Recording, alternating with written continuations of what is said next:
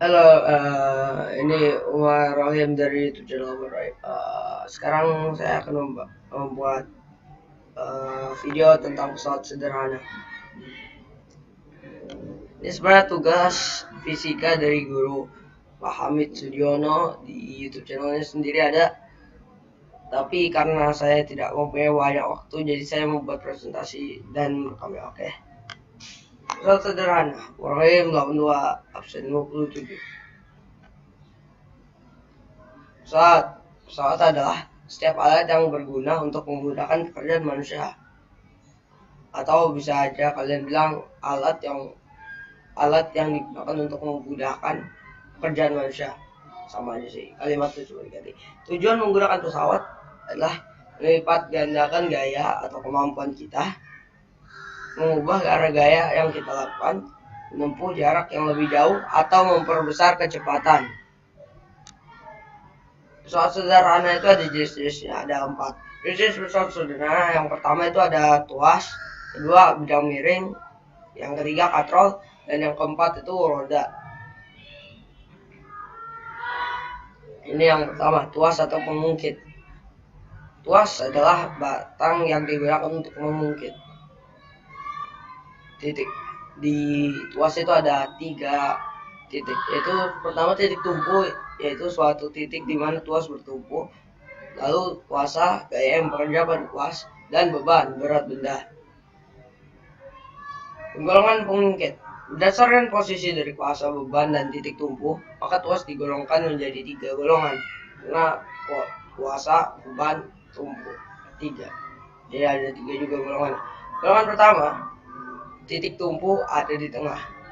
Jadi misalnya seperti jongkat jangkit ini, yang kalian bisa lihat gambarnya itu, yang misalnya golongan pertama itu titik tumpu di tengah. Titik tumpu di tengah seperti di gambar ini. Kalau yang golongan kedua, beban di tengah, beban beratnya di tengah. Kalau yang ketiga, kuasa di tengah.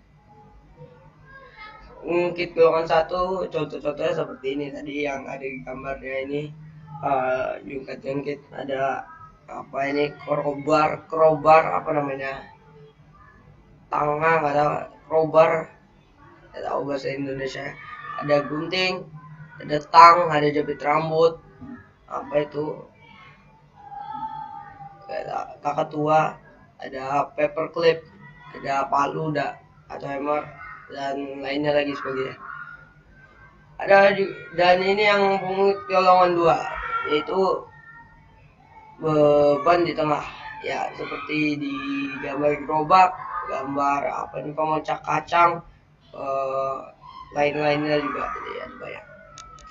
Yang golongan 3 seperti di sini, staples, ada suntil, ada cangkul, ada skop. Keuntungan 2, tuas golongan 1 dan 2 meringankan beban. Tuas golongan 3 menggerakkan beban yang jaraknya lebih jauh. Bidang miring, yang setelah tuas nomor 2, permukaan datar yang salah satu ujungnya lebih tinggi daripada ujung lainnya. Contoh, jalan di pegunungan. Contoh juga ada di Pahlawan Seluncur. Fungsi bidang miring adalah membantu memindahkan benda yang terlalu berat. Keuntungan bidang miring adalah gaya yang dibutuhkan lebih kecil. Jadi kita nggak pakai gaya usaha yang terlalu banyak sampai kita capek, kita pakai dikit aja bisa. Kelemahan bidang miring adalah jarak yang ditempuh lebih jauh. Ini contoh-contoh bidang miring, ada apa ini, gerobak didorong untuk masuk ke dalam kereta sesuatu, dan apa, gunung ini ke bawah, itu bidang miring. Oke. Baji adalah alat-alat yang mempergunakan prinsip bidang miring, seperti kapak, pisau, apa ini, obeng, skrup, dan lain-lainnya. Perbedaan baji dan bidang miring. Bidang miring yang bergerak bendanya, baji yang bergerak atau digerakkan adalah bidang miringnya. Yang ketiga, katrol. Suatu roda yang berputar pada porosnya, itu adalah katrol. Biasanya digunakan bersama-sama dengan rantai atau tali. Digunakan untuk menarik benda. Dan katrol ada 3 jenis, itu katrol tetap, katrol bebas, dan katrol majemuk. Ini katrol tetap yang jenis pertama. Katrol yang posisinya tidak berubah karena dipasang pada tempat tertentu seperti di 3 gambar ini kalian bisa melihatnya. Ini katrol bebas. Yang katrol yang posisinya selalu berubah karena tidak ditempatkan pada tempat tertentu. Dia katrolnya berjalan. Dan yang terakhir jenis katrol adalah katrol majemuk, perpaduan antara katrol tetap dan katrol bebas yang dihubungkan dengan tali. Ada yang terakhir yaitu roda. Roda seperti yang ada di gambar ini, roda memakai gambar-gambar ini memakai roda. Roda sangat mengurangi gaya gesek.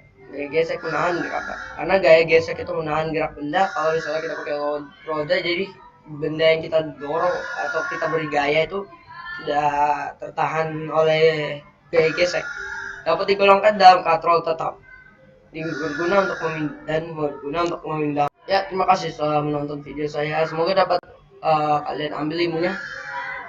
Dan saya berterima kasih pada Lili Andajani karena membuatkan presentasi ini di link di bawah ini. Kalian bisa saja melihatnya kalau misalnya kalian mau. Sebenarnya karena saya kurang modal dan habis waktu untuk mengerjakan tugas ini, jadi saya mendownload dari luar presentasi. Untung aja ada presentasi tentang masalah sederhana. Ya, terima kasih sudah menonton sekali lagi, dan terima kasih. Selesai.